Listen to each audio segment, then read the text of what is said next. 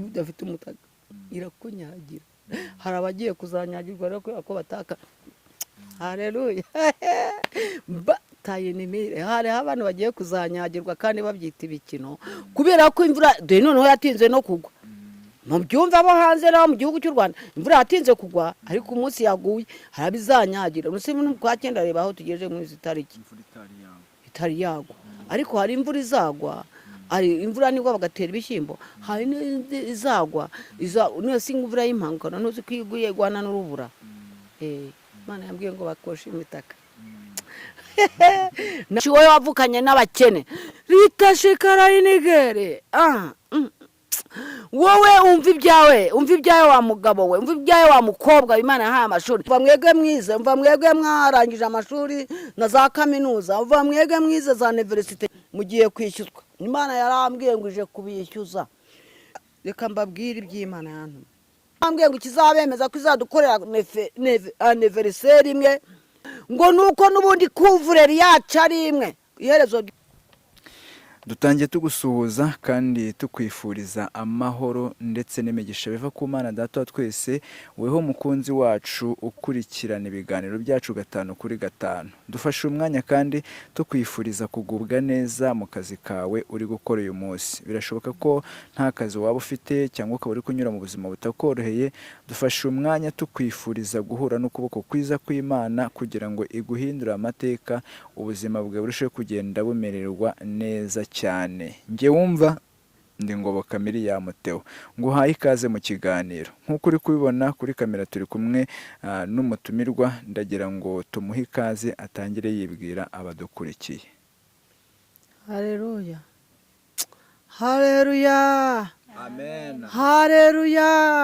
Amen. Imana yacu ishimwe. Jewe uje hano mu buryo murimo w'Imana rero ko mumbona uko nguko. Ndi umubyeyi Imana yagiriye ubuntu. Ndi umubyeyi uvuga butumwa hamagawe n'Imana kugira ngo nyikorere. Nitwa Nyayimana Venance yagira amata. Iryo zina ryagira amata nuko ari ryo n'u Rwanda rwose ruzi ndetse n'amahanga uko nibyo banyise. Niswe n'Abanyarwanda none nibyo bampamagara. Ni naryo nzigwiho ariko ubundi nitwa Nyayimana Venance kuko ari ryo zina rya papa na mama. Haleluya. Igisigaye rero ndi umubyeyi Imana yagira ubuntu, n'abana 5 abandi Imana yarabishubije. Ndi umubyeyi w'umukozi w'Imana ariko muri abo bana 5 nuvuga ngo nababyaranye n'abagabo 2 batandukanye, umwe yarapfuye undi ariho. Ariko nuvuga ngo nta mugabo numwe ndi kumwe nawe ko nawe mfite namushubije benewe kuko yari nari umugore wa kabiri. Mwuka Imana nsanze mbona ndi mu busambanye none naramutanze ubwo ngubwo niyeguriye Yesu. Urundi umukozi w'Imana ndi umukozi wa gitare. Nukuvuga ngo tugiye gutangira dusenga ariko mbere yo gusenga ndimba muri korali Isoko hano ku Murindi. Korali nkunda cyane abakozi b'Imana Imana yatoranije. Haleluya. Haleluya. Nukuvuga ngo rero nkimara kubasuhuza katubanze dusenge twiragize Uwiteka. Data wa twese uri mu ijuru, Imana yera, Imana rurema, Imana yebera hose icyarimwe, Imana ibakuruta uko abantu bose babireba. Uri ndiho uzahoraho uko wari kera n'ubundi kukiri. Ndagushimiye. Ushimiye ko wabanye natwe muri iri joro. Warinze u Rwanda, warinze Abanyarwanda, warinze twebwe twicaye ahangaha. Haleluya. Tugushimiye ko twabyutse duhumeka, imbaraga zawe nizo zatumye duhumeka. Ntabwo ari ku bwacu. Si byiza twakoze cyangwa gukiranuka, ahubwo ni imbaraga zawe. Ni umunsi waduhaye kugira ngo umunsi twe tugihumeka. Ndagushimiye rero. Muheretse rero n'abandi barwayi bari hirya no hino. Gendera abari mu bitaro, abari mu maternité ubafashe papa. Ugendera abari mu nzu z'imbohe. Ugendera abari mu ngo babuze ikibajyana kwa muganga. Ugendera abari muri bomboni bari kongererwa umwuka. Uwiteka ibyo ni ibyuma byakozwe n'intoki z'abana b'abantu ariko bakaba barabikoze ku bwenge wabahaye. Ndabyo ndabigushimiye izina ryawe rihabwa icyubahiro. gendera ababyeyi umunsi bari hariya mu materineti bari gutakira ngo ubahe kubyara neza nk'uko ari we watumye batwita. Uwiteka witamurure kuri buri mubyeyi wese amaterineti y'isi yose, haba mu Rwanda no mu mahanga. Genda ubarengere Mana yanjye kuko bararuhijwe. Oh haleluya, abishayinimora. Hayiwe Imana y'amahoro, bagenderere uca imigozi papa mwiza. Hariho abafite mwami wanjye ibyo babatongera, ibyo babavuzeho, upfundura amapfundo abanyabyaha bapfunditse, bagira ngo mwami wanjye boye kugirirwa neza nawe, ariko kubera ko ari we watumye batwita, nawe ugiye gutuma babyara muri iki mwami. Muri aya masaha ndagutuma mu hariho hose mu gihugu cyo mu Rwanda no ku isi hose no mu mahanga yose aho wiremeye papa. Babarira ababyeyi bongerera bisaba bibuze kandi bagiye kubagwa mwami wanjye, icyuma cyo mu gihugu cyo mu ijuru kibamanukire maze witamurure. Uwiteka hariho benshi bari kugusaba ngo ugire icyo ukora kugira ngo amashimwe abe menshi, nubwo insengero zafunzwe batakibona aho bashima, n'umutima nawe uragushima nk'uko nanjye ngushimye.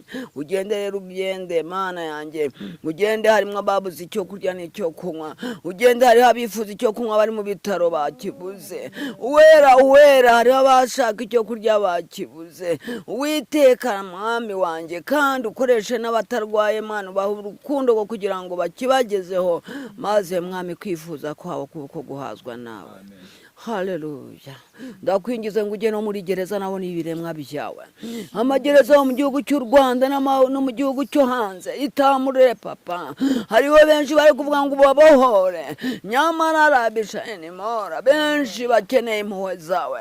Hariho n'ababaye mwami wanjye indakorerwa, bafite imitima yabaye akahirwe, nawe ugenda ubasange rabishayinimora. Tabara bohora mwami wanjye, haba ibyaha byabo bahe kubyihana babivemo, abarengana ubarenganure mu izina ryawe Kristo, kuko umwana w'umuntu ntabwo yarenganura umuntu utamurenganuye, kuko umwana w'umuntu ntiyacira imfubyi urubanza atari we wategetse. Uwiteka dore benshi bari kumira imanza z'imfubyi, abandi bakabarenganya, bakarenganya abapfakazi, bakarenganya abakene, ariko kubera yuko iyo mitima mwami wanjye wowe utayifite, ndakwinjiza ngo umanuke uganze kandi utegeke. Byose mfashwe nawe mu izina rya Yesu, amen. Imana iguha umugisha kandi Imana ikomeze igushyigikire.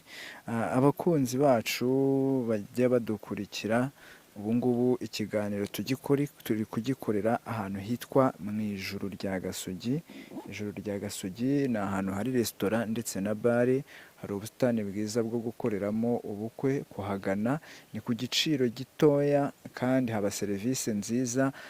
Ijuru rya Gasogi riherereye haraguru gato y'isoko ryo ku Murindi, ukizamuka uyu muhanda munini bari gukora haraguru ijuru rya Gasogi, haraguru isoko ryo ku Murindi, usanganirwa n'icyapa kinini cyanditseho ngo ijuru rya Gasogi. Ijuru rya Gasogi rihereranye n'ikigo cy'amashuri cya hoteleri, birarebana byose, nta mayobera ahari. Tuguhaye ikaze rero, isanzure wisanga mu ijuru rya Gasogi. Reka dukomeze.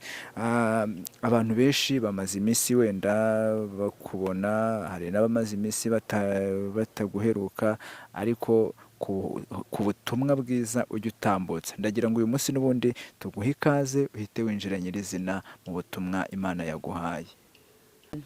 Ngo murebe urukundo rukomeye cyane twawe n'Imana ishobora byose, kandi dukwiye kubana amahoro. Ese urwo rukundo ni rukundo nyabake? Urwo rukundo uracyarufite? Tuzanezwa cyane mu ijuru. Ese urukundo rufitiye mwene so ni bumeze ruti? Urwo rukundo ngoboka mukozi w'Imana, nawe ufite urukundo wawe n'Imana? Yenda rufite original, ndarufite. Ngo murebe urukundo rukomeye cyane twawe n'Imana ihoraho, ngo kandi ngo dukwiye kubana iki? Amahoro. Ngo no mu gihe tugendera muri iyi si tuyibonamwe ibiturushye, ngo ariko dukwiye kunesha ibyo byose kuko Imana ariko ibishaka. Ntabwo twatwarwa n'iby'isi ngo twibagirwe ibyo mu ijuru. Turebe urukundo rukomeye cyane twawe n'Imana ihoraho, ngo kandi iyo Mana niyo Mana izana kwijyana no mu gihugu cyo mu ijuru. Hariho abahamya urupfu rwa Yesu aribwo barungurutse mu mva, arumva. Ariko rero natwe reka dugire urukundo original. Ndabwira abanyumva bo hanze no mu gihugu cy'u Rwanda, urwo rukundo buracyahari. cyangwa urukundo rwarakonje. Urabona rutarakonje mukozi w'Imana? Urukundo rwarakonje, ntawe ugikunda mugenzi we. Umwana ntagikundana na nyina, umugore ntagikundana n'umugabo, n'abavandimwe ntibagikundana, sibyo? Ndetse hariho na benshi cyane batagikundana, ahubwo gukundana bajya kugukunda muri iki gihe rero bakabijyana igihe cyo kureba isura, kareba igihagararo, kareba amashuri, kareba aho uvuka, sibyo? Barabanza bakahera ku maguru, bakahera ku mano, bakakuzamura maze bakakugeza ku mutwe, bakakureba amasaya, bakakureba n'uburu uvuka kwandi. Urukundo rwarabuze. Urukundo rero Imana ishaka, iradushakaho urukundo original, urukundo twawe n'Imana ihoraho, iki turemera mu nda y'abapapa na ba mama. Urumva mukozi w'Imana? Urwo rukundo utarufite, ukunda umuntu areba ku moko, uwo ntazabona Imana. Ukunda umuntu kandi none ariho nabareba ku moko, kandi undi ni hahandi. N'urwo rukundo hakakaba urukundo rw'uburyarya. Urukundo rw'uburyarya ntabwo Imana ibushaka. Imana niza guhamagara abayo bose nk'uko indirimbo ivuga ngo ubwo Yesu azaza, umwami Yesu ukazaba ahagaze ku bice ahamagara amazina yabe bose. Ni ukuvuga ngo ntabwo azahamagara amoko, azahamagara abakijijwe neza, azahamagara abafite urukundo rusesuye. Kuko nukora ibyo, nubwo wakora umva niyo wakubakira abapfakazi 1000, dore ko abapfakazi ari benshi n'imfubyi, ariko utagira urukundo, utagira uwukunda, utagira urukundo rukurimo, waba uri gukorera muri zero. Banza ushaka urukundo ruzima rukuzemo, nubona mwene se umwibonemo, nubona uwo muvukana umwibonemo, numva ubabaye umenye ko n'undi ashobora kubabara. Urwo ni rukundo Imana ishaka.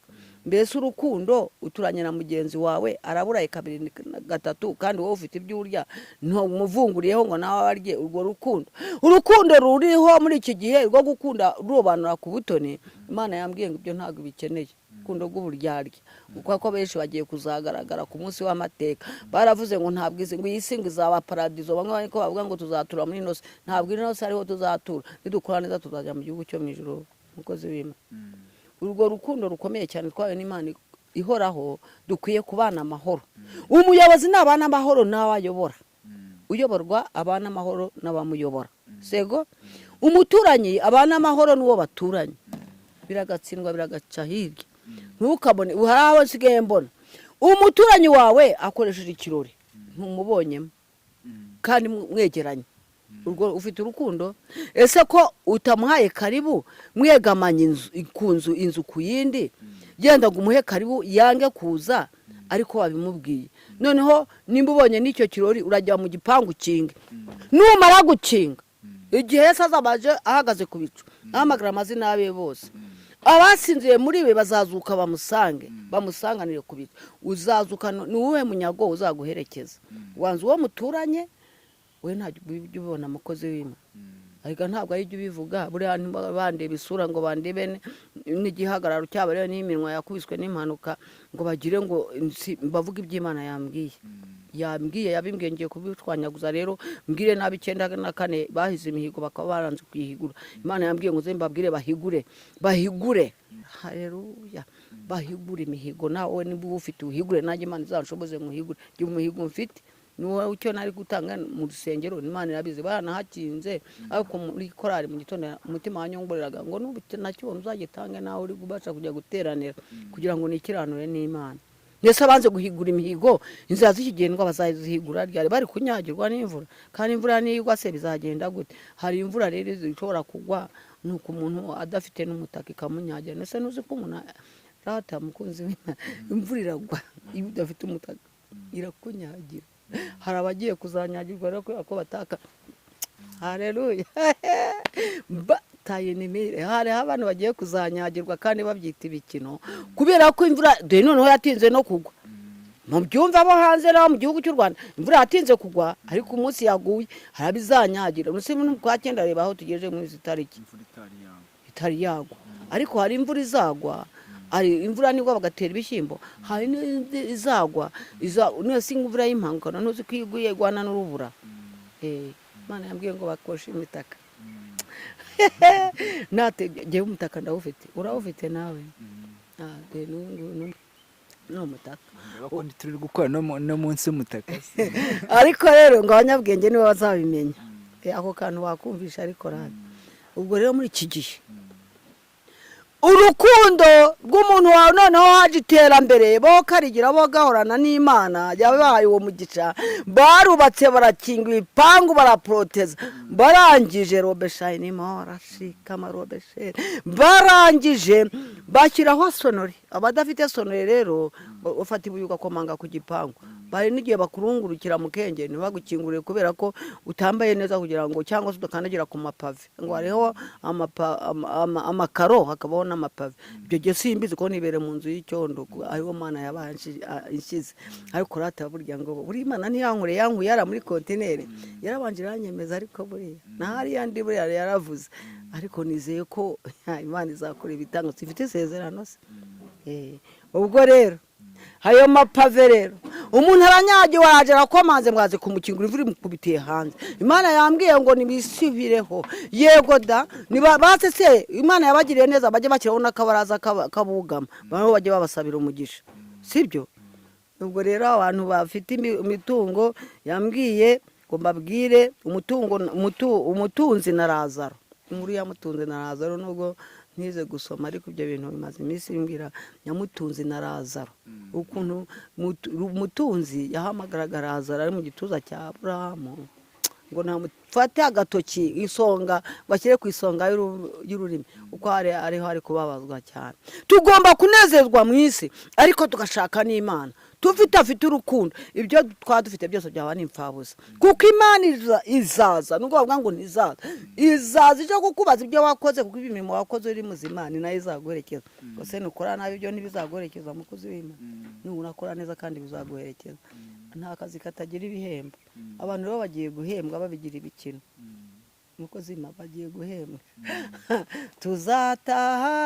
tuzataha igihe nikigera tuzataha abakorera Imana mwihangane igihe nikigera tuzataha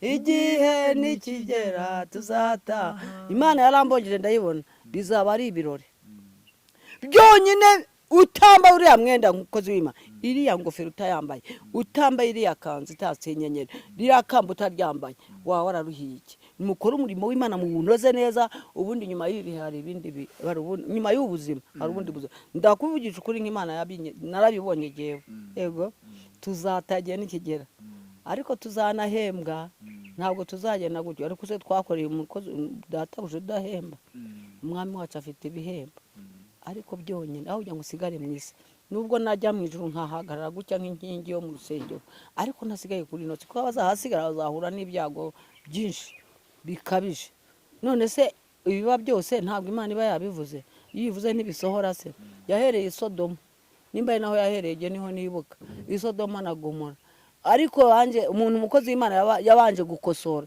ukuntu yankosoye no minwe ariko ndayemera Imana irakosora ngaruke kujyo w'Imana rero iby'Imana yantumye ni byinshi Imana yarambwiye haleluya abanyumva mu gihugu cy'u Rwanda Mana ya mwijuru Mana ya Aburahamu Mana ireba Mana abanyumva reka mbabwire iby'Imana yantumye guhigira imihigo abo hanze namwe muri hanze abanyarwanda n'abandi bavukiye mu gihugu cyo hanze umuntu wahize imihigo nayihigure haleluya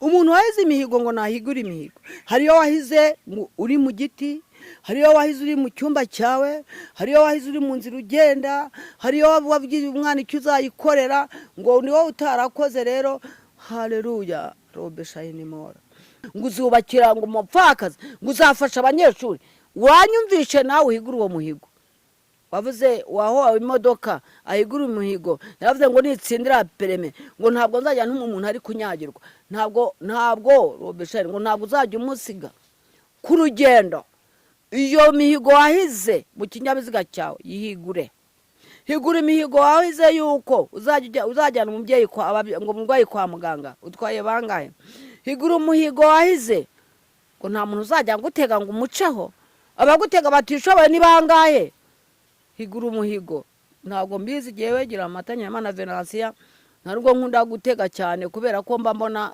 urwego ndimo hariho n'utama mbona n'abakomeye babimaze ifuti ubwo rero nanjye ndebye igihagararo n'ingendo n'isura mbona ibyo bitakunda. ariko mwebweho mufite, hari moto, hari ibyo wavuze, wa munyegare we hari ibyo wavuze, wa munyemodoka we wumva Rabi Shayini Mahoro uwaheze. hariho benshi bahize imihigo kugira ngo bazajye kwiga mu gihugu cyo muhanze ngo babone buruse. bavuze uzi ibyo wakuvuze n'ibyo wavugiye Imana ngo yarabyumvise yarabikoze. wahiguye imihigo, ibyo wiyemeje warabikoze. Imana ije kwishyuza.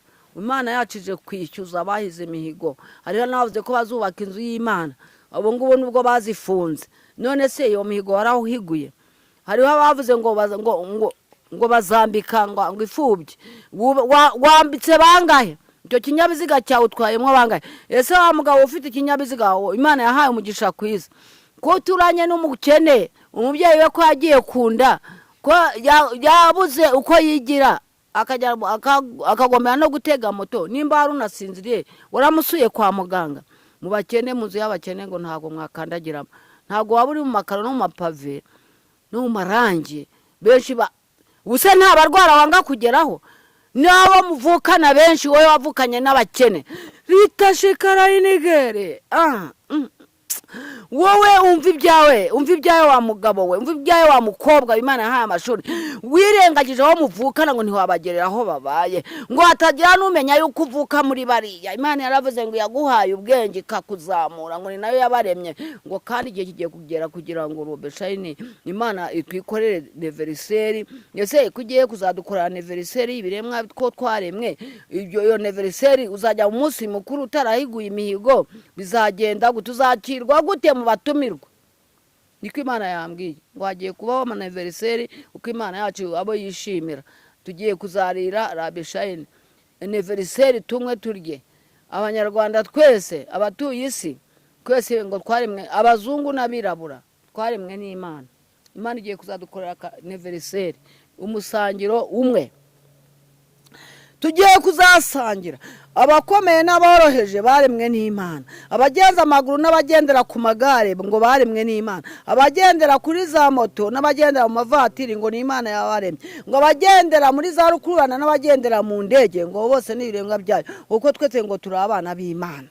ngo impamvu turi abana b'Imana yarambwiye ngo ishuka n'imwe zitandukanye, inzuka ziratandukanye, ngo ariko ikuvureri ni imwe. niyo mpamvu yatwishimiye Imana. ikuvureri ni imwe, ngo kandi iyo kuvureri ngo namwe ngo ikuvureri irasa, yaba umukire yaba woroheje yaba uwize n'utize, ngo ikuvureri ni imwe. iyo kuvureri iteye itya rero, kanyibasobanure, ni igitaka, ngo rahinishere ni igitaka, ngo barashyira abantu Rabi Shayini Mahoro bakabahamba Rabi Shayini mu masanduku ahambaye. abandi hari aho bashyira mu myenda bagasundurira mu mva, abandi hari aho bashyira mu masanduku yoroheje. ariko Imana yarambwiye ngo ikizabemeza ko izadukorera anniversaire imwe, kuko twarimwe twese n'Imana, ngo nuko n'ubundi kuvureri yacu ari imwe, iherezo ry'urugendo rwo ku isi. ikuvureri ngo nimwe, ngo igituma yatwemeje ngo impamvu izadukora anniversaire, niyo mpamvu yanatwemeje ngo ikuvureri ikaba imwe, iyo abakire niyo aboroheje. ngo iyo kuvureri iteye gutya, ngo ni iki gitaka, nubwo wakubaka n'inuza nibyo bapfundikiza, nubwo batakwishyiraho igitaka nk'aboroheje, ariko ngo kiriya bapfundikiza ni igitaka. ngo se sima si igitaka? ngo ese sima ntivanga n'umucanga? ngo umucanga we ntabwo ari igitaka se? ngo iyo kuvureri ngo rero nicyo kibemeza ngo mubane neza amahoro, abakire n'abakene, umukire abane n'umukene amahoro, ngo mutangire mukora umukoro wo gukora neza, uko imirimo umuntu akorera mu isi nayo izamuherekeza. abahize imihigo Rabi Shayini, Imana yambwiye ngo yemwe abanyumva, abagiye Kongo mwahize imihigo mwambuka inzuzi, mwahize imihigo mu nkambi ya Mugunga, abahize imihigo mu nkambi zose, Rabi Shayini Mahoro barayinigere Shekeri, babandi bavuze ngo nibagera mu gihugu cy'u Rwanda ngo bazayikora bazayishima. benshi bagiye muri shariyeri ngo byarangiriye hariya, ariko genda yirata Imana, reka nyibaratira iyo Mana. iyo Mana je narayibonye igenda narayibonye ramproteje, kuko Rabi Shayini Mahoro ndarata Imana narayibonye aho nanyuze hose, narayinyoye. umva nubwo abantu batashakaga wenda kombaho nkuko abandi benshi hariho abatarabayeho, ariko ngo twebwe aho twasigaye ngo turi gutunganira Imana, ngo ese ibyavuzwe bitasohoye ni ibihe bituma mwikakaza mukumva ko abakize mwakize cyane muragakira murakagira n'ubugingo mugire n'iherezo ryiza, ariko ubwo bukire bwawe ubanye gute n'uwo muturanye ndetse gutuye n'iruhande ku gipangu cyawe? ngo ese umuvugisha kangahe mu kwezi? ni ugukingura igipangu winjira mu modoka Uwiteka yaguhaye, warangiza ukagaruka bagukingurira winjira. Abagira ibyago utahira nibura ko bwari ubukwe bwa nyuma ni bande? Imana irambwiye ngo ni mubane amahoro, ntabwo ari byo wabizanye, nuko byaje jewe ndatumika. Kandi ibyo Imana yarambwiye ngo uzajye mbwira byose njye mbivuga. ngo rero wowe uturanye n'abakene iga gukora neza, ngo mbese uwo mukene wagutuye iruhande ko Imana yamugushyize uruhande kugira ngo umukorere nk'umugisha. uwo mukene ngo ahubwo kugira ngo mubafashe, ngo benshi bari kugenda babarya isata burenge. hariho abagenda bashingura imbago, hariho abagenda bambura abandi ibibanza byabo. ngo yemwe mugarukiraho, kuko Imana ije kwishyuza. ize kwishyuza abahize imihigo ntibahigure, Uwiteka aje kwishyuza. ibyo ngubwo Imana yambwiye ngo mbibabwire, mbwire mwewe Imana yahaye ubutunzi. benshi abana babo barabwirirwa bakaburana, nibura wabuze n'umunsi umwe nibura wahereza n'umwana w'umukire baramuhereza, ariko umwana w'umukene kuki ninde watangiye neverivare sinzi no kubivuga neza kubera uno munwa Imana amenyo amwe yagiye asa nagondera imbere mu kanwa, ururimi ntabwo rwisanzura. abazumva bavuga gukero ntabwo ariko navutse ni gitara abanje arankosora uko nanze kujya kuvuga. niyo mpamvu nzabivuga, abanyumva ntimuntera amabuye.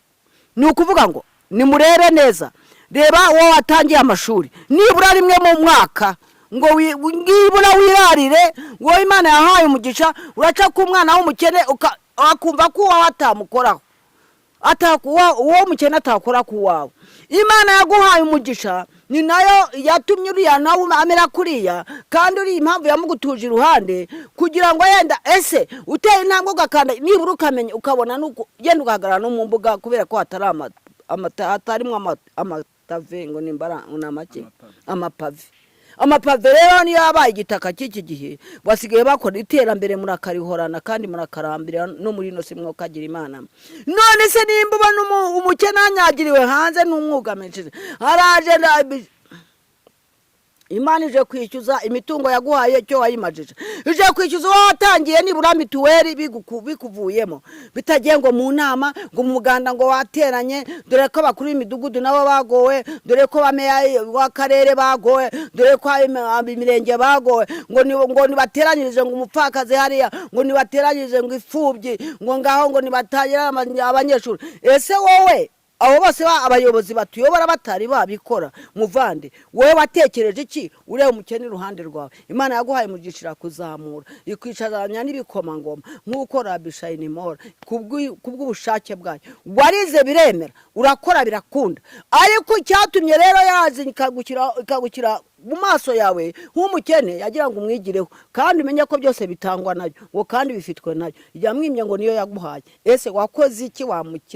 wamukirewe kiranuka muri byose, we kuzabona umukire bwo kwisi ngo hanyuma ubure ubukire bwo mu ijuru. uzagene na wambare rya kamba mwami ry'ubukingo Imana yatugeneye, kandi iriya kanzu nawe uzayambare. ubwo mwami Yesu azahagaze kubicahamagara amazina ye yabe bose, nawe uzumva izina ryawe witabe. nubwo bababeshya, umva mwebwe mwize, umva mwebwe mwarangije amashuri na za kaminuza, umva mwebwe mwize za universite gese ngera no mu wa mbere, ariko ayo mashuri yawe ubwo buhanga wabuhawe n'Imana. koresha ubuhanga Imana yaguhaye, yatumye utsinda bikemera, ndio cyatumye uri atsindwa akora biranga, abura n'amashuri kubera ubukene. wowe wayabonye se Imana yarakugiye imbere n'inyuma? watangiye bangaye nemerivare nibura mu mwaka wa mbere ko babatanga make primaire. Imana kwije kwishyuza utwe yaguhaye, wayibyajije umusaruro. yewe mukire mwiza ukagira inka n'abana yo kabyara ugatunga ukabyara wabyajije inkawe. Imana mu gihugu cyo mwijuru komeza ibabumbatire kubw'ubukene bwacu, tububeho neza, namwe babumbatire mubeme neza mu byo mwahawe mugiye kwishyuzwa. Imana yarambwiye ngo ije kubishyuza. niba ubona umukene iga gukora neza, ye wiraza abana bawe busa ngo witangire mu kene, ahubwo ngo ari kuriya ngo afite bene wabo mukamuteragana, yamugutuje iruhande kugira ngo akubere umunzani. Niko Imana yambwiye ngo bo yarabivuze da, ngo n'umunzani jewe nkutuye iruhande waje gupimwa ibiro kubera jewe ba mukene. Imana ikakwitegereza iri mu ijuru ikakubona umeze nk'aho mutuzi na Lazaro. Abana b'abakene bajya gutegagura mu rugo rw'umukire, yarangiza ngo akanabirukana. Kandi icyo gihe abana Imana niyo ibatumye ngo barebe ukuntu Imana ikagutumaho n'abaza kukugerageza wa mukire we, kugira ngo Imana irebe kukora neza. Ukamureba ahubwo wabona aje ugahinda ujya mu nzu, iravuze ngo yakurinze cyagihe ubwo wari utaramenya ubwenge bw'amashuri, ubwo wavutse ubone kwa so batari mu mapave batari mu makaro, ubwo wavukiye mu nzu y'ibyatsi wa mukirewe, ubwo wavukiye mu itegura cyangwa se no mu nzu y'ibyatsi, ubwo aho ukomoka ari ahantu hagayitse. Noneho Imana yateye iteka ikagutuza ari umujyi wa Kigali. Mu mujyi wa Kigali wuzuyemo ibigeragezo by'ubukene bwinshi butandukanye, aho kugira ngo wubakire ifubye kandi ufite icyo wabyubakira, ahubwo benshi barazaniga. Simvuga ngo abakire baniga ifubyi, ahubwo hariho ababikora, hariho n'abakire babubakira. Ubuse haleluya, ubuse ubu ngubu nta benshi mbona bakorera Imana, hariho n'abakora bakuba, ahubwo wamucana iruhande hariho n'uguca rwose kubona yanagutera n'ikizi bakabona nta kibazo. Ubu rero ngiye kugera ku musozo w'iby'Imana yambwiye. Ibyo ngibyo nicyo gice cya mbere kibanjije. Gusa ndabwira abakire bo kabyara babyajije inka, ndabwira abakire bafite Yesu mu mutima wabo, ntibakore neza bamenye ifubyi n'abapfakazi, ntibakore neza kuko ngo n'umunzane. Imana yambwiye ngo yabaje gupima ibiro ntibabimenya. Imana yambwiye ngo yemwe barokore mwarokotse, mwami barokotse arabakutse 94, hari n'abarokotse ku bwa Yesu Kristo. Abo bose ngo nimwoye kureba ibyashize, ahubwo nimutumbire intumbero y'imbere kugira ngo mwige gukora neza. Kandi ngo umuntu wese utari gutanga imbabazi, Imana yamukizeho izamukiraho ikimenyetso cy'uko ategeze atanga imbabazi. Mutanga imbabazi abari tubasaba, kandi abazitanga batazitanga ntimukazitange muzijugunya ngo ngaho Imana ikubabare. Ingaho Imana ikubabare kandi mu mutima bitarimo. Ngo nimwige gukora neza kuko Imana nize guhemba no guhana, kubera yuko reba byabanjirije mu nsengero, izo nsengero zakinzwe no muri byavuzwe, irongera irankoresha avuga ko n'izindi n'izasigaye zikingwa igiye kuzikinga. Ndumva narabisoho ariko wa kabiri ubwacu bw'Ibeteri hano ku Munindi barufunga, ariko wa gatanu bwakeye njya gusenga ngira ngo impanda yavuze, ko nabonaga ntatara nta n'umuntu avuga, nikanga ngira ngo nasigaye. Ndabamenyesha rero ibyo nibyo bitambutse. Abakirisitu mwige gukora neza, abadiyakoni mwige gukora neza, nuko Imana yambwiye. Kandi mumenya abakene, nta kuntu mwene so yakoresha ubukwe muturanye, birakabije. Imana yarambwiye ngo birakabije. Wowe ukigira ingunge, nta uvugifasha mugenzi we, umuntu yabaye nyamwigendaho, ubukwe bukigikirwa n'ubw'umukire, ubw'umukire nta wamutera inkunga, udafite havuka. Nuko ubwo Imana bashoboze mwige gukora neza, mwige gukora neza. Abayobozi muyobore abo muyobora neza, abayoborwa natwe mwige kwita ko babayobora, ngo mwebwe rwose ngo ababayobora yaba w'akarere n'uw'umurenge n'uw'igihugu mumenye kumvira kandi mureke umwiryane mu murimo mwahawe, mureke ubugome no kugambanirana, mwe guhindura abantu icyo batari cyo. Mwebwe nimusenge Imana izayibafashemo. Ibyo nibyo Imana yambwiye. Amen. Turagushimiye weho mukunzi wacu warukurikiye iki kiganiro. Imana y'amahoro iguha umugisha. Niba kandi ikiganiro cyacu wagikunze, wakora share cyangwa ugakanda like utwereka yuko wakishimiye. Niba ari bwo bwa mbere rubonye ikiganiro cyacu, wakora subscribe. Kandi hari inama watugira, inyunganizi cyangwa igitekerezo, wabitubwira muri comment. Turagushimiye ko wabanye natwe. Reka tukubwire ngo amahoro y'Imana akomeze kubana nawe, kandi niba wifuza gusohoka gukora ubukwe, nyarukira mu ijuru rya Gasogi barabigufashamo. Imana ibane namwe.